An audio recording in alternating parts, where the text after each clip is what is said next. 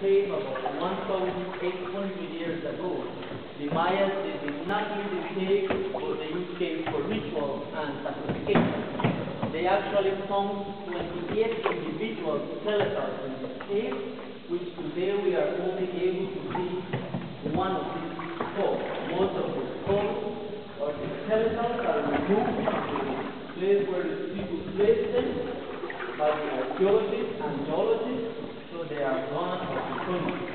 You can ask as many questions as you can in the case. The trick on this tour is to be steady, no sudden movements to the side because it doesn't help us.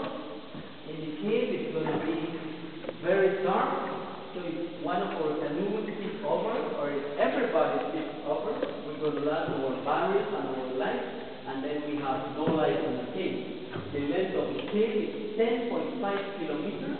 It's only 1 kilometer we are able to do, and from there we turn back.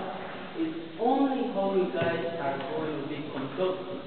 This place is a very secret place for the Mayas, so we don't want to make a lot of noise.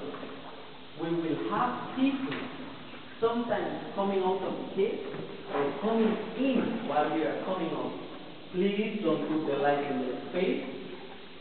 You can put your light up on the ceiling or to the wall. Don't put it on the face.